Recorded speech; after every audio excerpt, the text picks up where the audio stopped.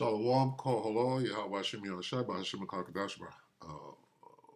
Double honors to the elder apostles and elder bishops of GMS and the elders that came before them that taught us the truth. And shalom and salutations to all the brothers that push the word of truth and in sincerity of the hopeful elect tabernacle of David. To all that are listening, learning, being a pillar of rest. To the 144,000, 1/3, the hopeful elect of Israel. I'm the brother Yahshua. I'm back with the WW3 Daily Update. Shalom and salutations to you as well. One of my favorite scriptures ever, Joel 3:2. I will gather the armies in the NLT. I will gather the armies of the world into the valley of Jehoshaphat. I has to be the Most High. Who are the armies of the world? Anybody with a gun in your hand that's part of a military, or any nation that has a military. Burundi, right? On some Eddie Murphy shit. Burundi has an army. Well, they're going to be there. Where? The Middle East. The armies of the world. It's pretty straightforward. Who are the armies of the world? Well, any nation that has an army, right? The Most High, starting at the very top, right? The end all be all. He's gathering who? The army. Yeah, but not that one over there. Says who? He said the armies of the world. Who do I believe? Yahweh Bashem Yahushai. Okay? And we could get into it. This is a peculiar word. Slaves. What comes to your mind when you see this word slave? Everybody was a slave. Everybody was a slave. White people were slaves too. Well, we're going to see, right? Remember this. Who's that? That's God. And here's this word. Slaves. Uh-oh. Can't fool God. You can't talk God out of judgment. Judgment against enemy nations. Slaves. They threw dice to decide which of my people would be their slaves.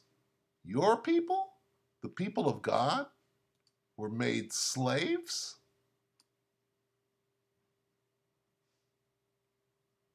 Okay. Who made them slaves? Africans. Africans. This word, the new speak word for Philistia or Philistine, is Palestinian. And they're Africans. Sons of Ham. Sons of Ham. Sons of Ham. Right there. So the Africans sold you into slavery. Sold who? My people. Who is his people, his special possession? Who is that? Judah and Jerusalem. The northern kingdom and the southern kingdom. Okay? The Israelites were made slaves. Okay? Well, who made them slaves? The Africans. Right? Sons of Ham. Right? And then you have sold who? You, who's you? The Africans. Right? You Africans sold the people of Judah. Well, what do they look like? They look like the Africans, but they're not the Africans. And Jerusalem, right, to the Greeks. Well, you were living on the continent of Africa. Judah and Jerusalem were living, right next to the Africans on the continent of Africa. And the Africans said, we don't want you here no more. You've outlived your stay. It's time for you to go. Here, let us help you. Sold them to who? You, Africans, have sold the Israelites to the Edomites. See that? It's called the transatlantic slave trade. The Africans sold the Israelites, who looked just like them, right? Black people, so to speak, to the Greeks, who are the white people, right? And what about this? I'll bring them back, right, to all the places to which you sold them, and I will pay you back for everything you have done. Who's being spoken to here? Who sold them? The Africans. Sold them to who? The white man. Payback. I'm going to pay you back for everything you have done. Well, what did you do? You sold my people to the Greeks. And who else? The Arabs. And they will sell them to the people of Arabia. Okay? Who are the people of? It's called the transatlantic slave trade, where you have the white men buying the Israelites. It says so right here. Sold. No man shall buy you. Sold. Okay? And they will sell them. This is payback. Sell them. How do you pay back? Recompense. Well, you take what was done to you and you do it to whoever did it to you. Okay? The Arabs bought. The Greeks bought. Everybody knows that the Arabs were buying slaves off the continent of Africa. Everybody knows that. And you could try to twist it, but guess what? It's right here in the Bible. Okay? Basically, okay, let's read this. Let's read Joel 3 and 7. But I will bring them back. Who's them? The people of Judah and Jerusalem. I will bring them back from all the places to which you, the Africans, sold them. Them are Judah and Jerusalem, the Israelites. And I will pay you back for everything you have done. The Africans. How do you pay back the Africans? Well, you're going to sell the Africans to who the Africans sold them to. The people of Arabia. Why did it say the people of Arabia? Because the Arabs were complicit in the transatlantic slave trade, where the Africans, the Greeks, who are the Edomites, and the Arabs, who are the sons of Ishmael, sold the Israelites. The Hamites, Africans, sold the Israelites to the Edomites and the Arabs. That's the transatlantic slave trade. Turn the transatlantic slave trade upside down. You have the Africans being sold. I will sell your sons, the Africans, to the Israelites, and the Israelites will sell them to the people of Arabia, the ones that bought us. So basically, it's fingering the transatlantic slave trade. The Arabs, the sons of Ishmael, the Greeks, the Edomites, Tyre, Sidon, and Philistia, the sons of Ham, the Africans. You're all complicit, right? So God, I, the Most High Yahweh, is gathering the armies of the world into the Middle East. Why? To judge them for harming his people. Well, who did it? Right? Well, they threw dice to decide which of my people would be their slaves. Uh-oh. Traded a boy to obtain prostitutes. Sold girls for enough wine to get drunk. Who? Africans. White men. And the Arabs, who are the sons of Ishmael. That's why he's gathering the armies of the world. Why? Because he's going to judge them. What do you think the judgment is going to be for selling his people?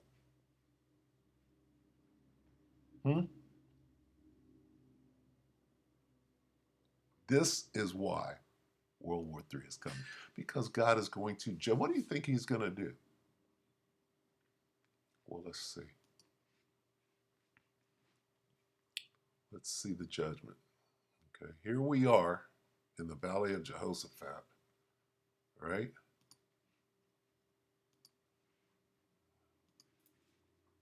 And what happens?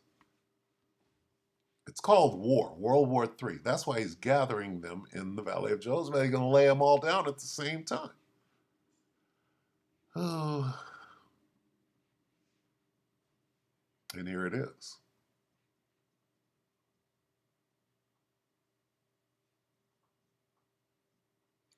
I'm just going to read 11. 2nd Ezra 13 and 11. And they were all mixed together. This is talk about the weapon systems that were being used. The blast of fire, the flaming breath, talk about lasers, and the great tempest, and fell with violence. Isn't there violence in all wars? Upon the multitude which was prepared. What multitude was prepared to fight? World War III. They were already fighting each other. Burn them up. Burn who up? The multitude which was prepared to fight. All the armies of the world. Burn them up every one, so that upon a sudden of an innumerable multitude, nothing was to be perceived but only dust and smell of smoke. When I saw this, I was afraid. That's why he gathered them together in the valley of Jehoshaphat, or the Middle East, so that this can happen. Okay? Nothing was to be perceived. Nothing was left. Only dust and smell of smoke. This is why he's gathering them, so he can lay their ass down. Okay? And that's what we're watching right now. So anyway, with that, let me see, where am I going? I'm going, back.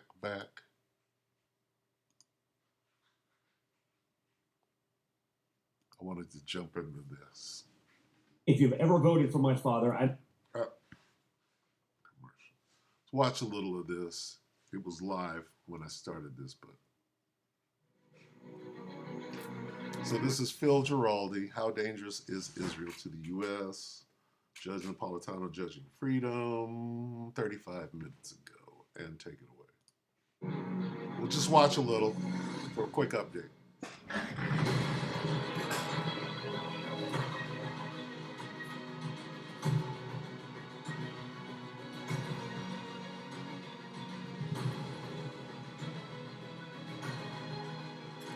Come on, Judge.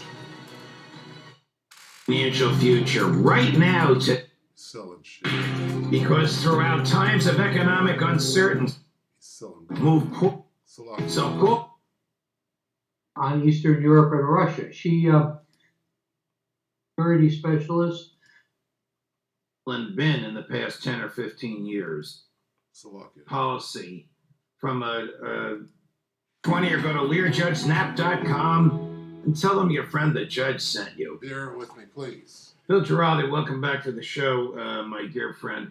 How involved in American foreign policy from a management perspective has Victoria Nuland been in the past 10 or 15 years?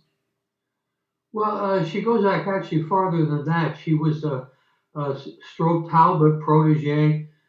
She worked for Dick Cheney as a security specialist, close to Hillary Clinton.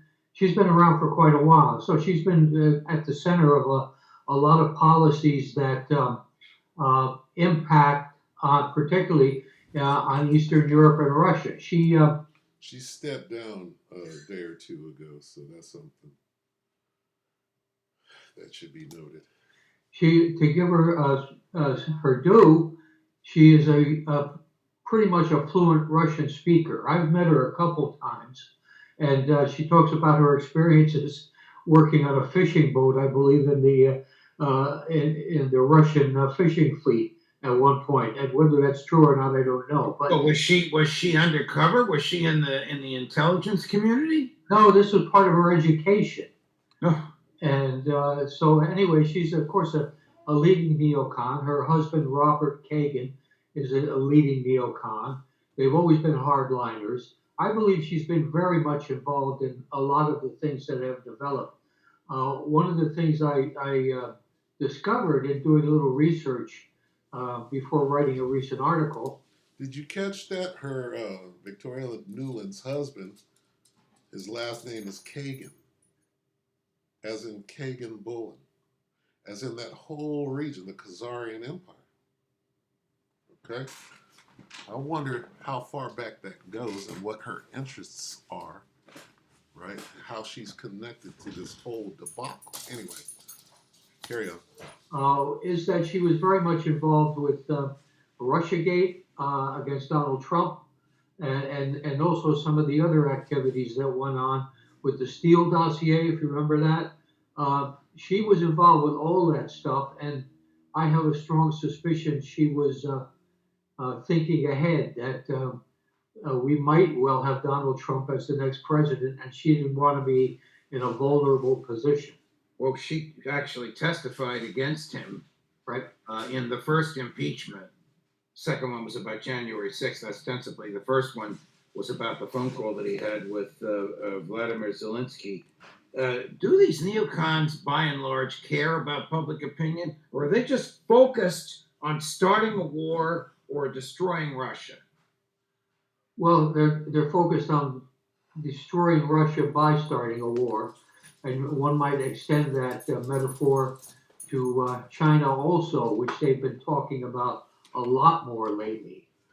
So we see all these things developing together. But yes, they believe that the United States should be the dominant power in the world and be the country that sets the rules for everybody else and enforces them. Now, this is a sick philosophy as far as I'm concerned, but this is actually the way they believe it. I knew some people who ultimately became neocons in the CIA, and these people were just strict hardliners. It was they were Jewish, and apart from protecting Israel, they really were kind of the enemy of everyone. Well, if these neocons believe that the United States should dominate the world scene, that we are the exceptional country, that what we want should happen, how do they square that with the Israeli lobby controlling the American government? Well, I think they square that, but they're quite happy that that's the case. This is what, to a certain extent, they stand for. They are looking at a situation where, as you say, we are the exceptional country. As Madeleine Albright used to put it, we see far, we understand better. I mean, this is all nonsense. And but they're quite comfortable with Benjamin Netanyahu being able to tell the president of the United States to go fish, and they may not see this as a permanent state, but they certainly see it as something that fits quite well with their views right now. Do they ever reverse gear? Do they ever acknowledge this war was wrong? We shouldn't have fought it. It's time to negotiate.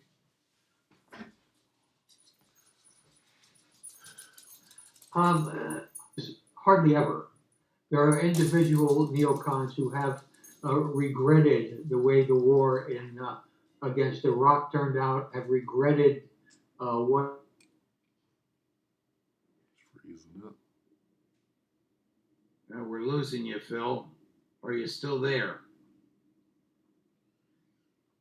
Yes, which is that it was the implementation that failed. It was not the objective.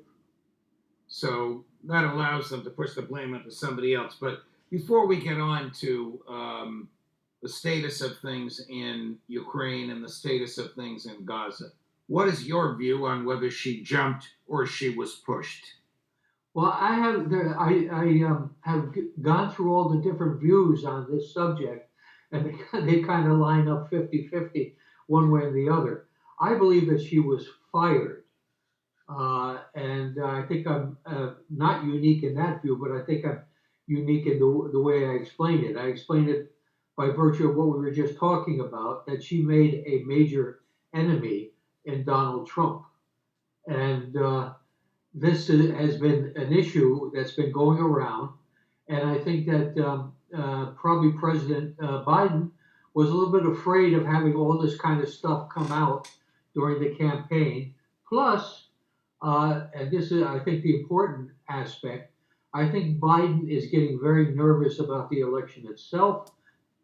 Yeah, that's called changing horses in the middle of the stream, which is not smart because clearly Ukraine means everything. Otherwise, they wouldn't be fighting so damn hard. All right. So now Newland, who's been on the job for fucking 20 years, is suddenly gone. That's called changing horses in the middle of the stream. And that's very, very dangerous, especially in war. All right. Anyway, we'll watch a couple of more minutes of this. That many voters are really hostile now to the war in Gaza and also to the war in Ukraine and want out of it. And he has, I think, picked a good scapegoat in Victoria Nuland as somebody to kick out of his administration, who he can subsequently label as being responsible for a lot of these bad moves, like particularly Ukraine. So this can work out for both of them. She Yeah. can say, don't blame me. I wasn't there when we lost. And he can say, well, we blame her because she's the one that pushed us to do this. Do you think the administration recognizes that Ukraine is on its last leg? And before you answer, and forgive me for asking multiple questions, yesterday, this is crazy. The Defense Department, after saying it doesn't have any more equipment to send to Ukraine because it sent everything it has that's a surplus to Israel, found $300 million worth of equipment and artillery shells. So Yeah, it's funny how that happens. yeah, And this has also been paralleled with Israel, where I read a report today that there have been literally multiple secret shipments of munitions and armaments to Israel that haven't been reported to Congress as required by law. So this gets kind of interesting. Biden is arming two wars at the same time, is doing it illegally, and it's all a big secret. So what if the American people ever had a say in all this stuff? I think they'd be scratching their heads and saying, first of all, how do we elect this guy? Why did Babylon lose the war? Because they gave all their munitions away. Secondly, what do we do to get rid of them? what does the intelligence community think of a disaster like this? I mean, you and I we did talk about a few weeks ago that long piece in the New York Times, must have been 10,000 words, saying that there were 12 CIA bases in Ukraine, and they've been there for 10 years since the coup in 2014. Now, if there were 12, which Newland spearheaded, by the way.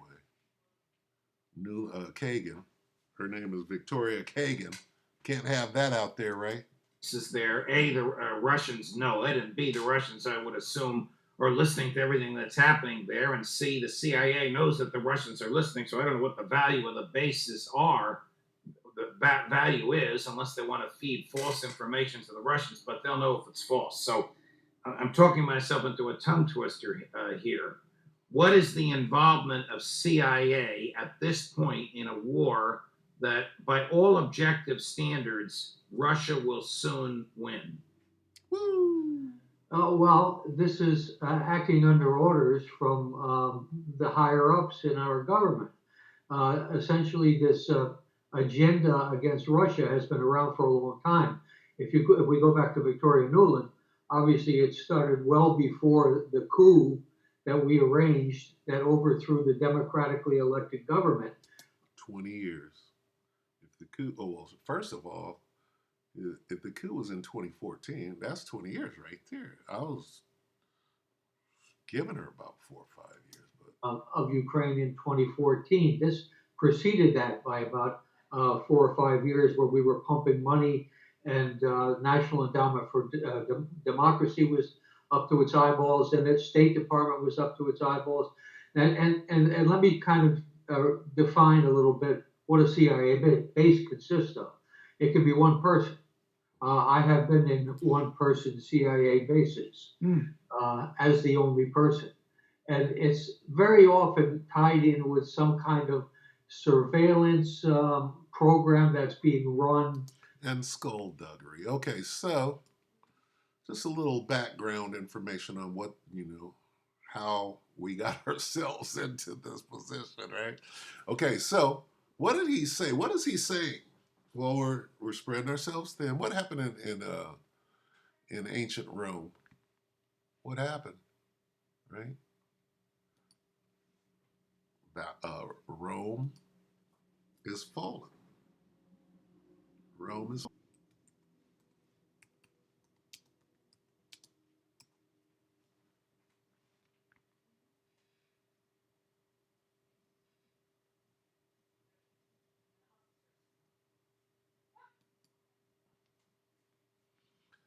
So here's what we're looking at right now.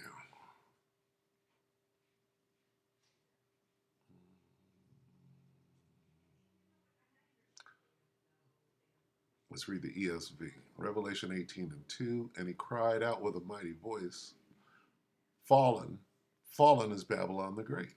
Or Babylon is fallen. That great city is fallen. She has become a dwelling place for demons, a haunt for every unclean spirit, a haunt for every unclean bird, a haunt for every unclean and detestable beast. A haunt is a hole up or a den, if you will, a holding place. All right. So this is what we're watching.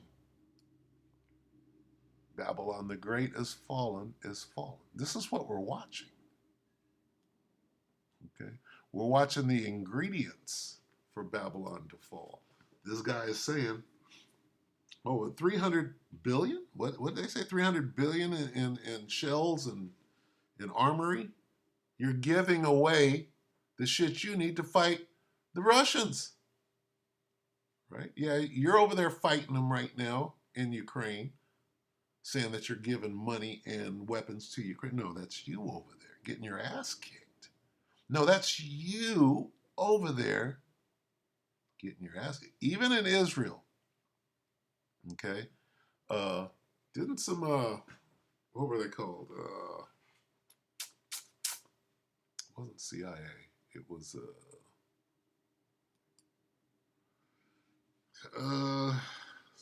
killed where? Where was this? U.S. soldier.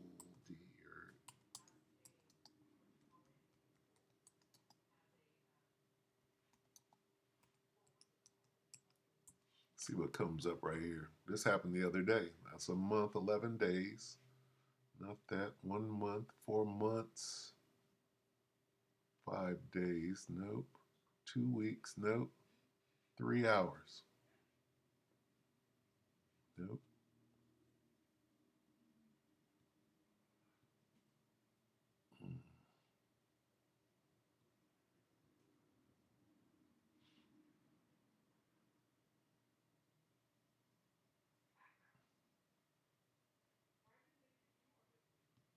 I don't quite see it. But anyway, in the last couple of days, it was found that American soldiers are in Gaza.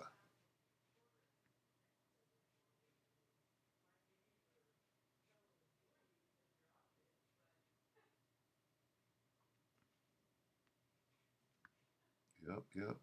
So I'm not going to look for it, but trust and believe U.S. is over there.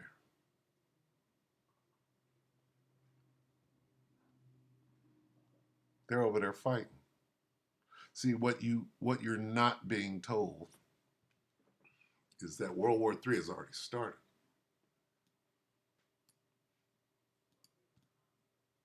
U.S. soldiers.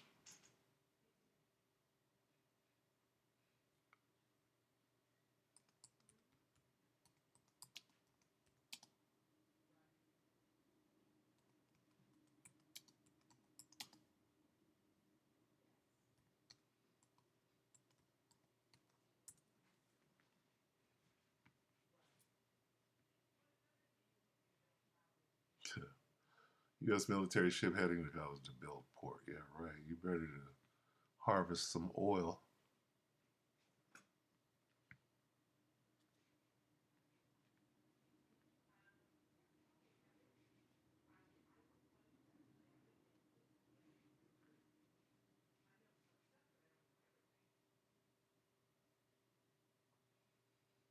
All right, so I'm going to go ahead and end it off right here.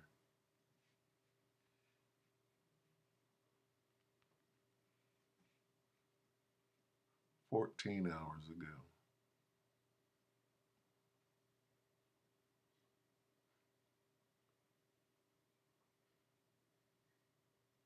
Yeah. U.S. forces begin Gaza mission. What? What's that? Hundreds of soldiers head to Mediterranean amid Israel-Hamas war. Huh? Hundreds of U.S. troops headed toward Gaza. Okay, so that's in Gaza. What about in Ukraine? We've been over there fighting. Okay? Been over there. So it's no secret. All right? There's a lot of news out there I gotta go watch. Okay, so I'm gonna end it off right here. What did we look at? Joel. No, Revelation. Babylon has fallen. Babylon the Great has fallen. We're watching this in real time right now. All right, that's what I wanted to show. So with that, we hope that the electorate edified you, brothers and sisters. Shalom.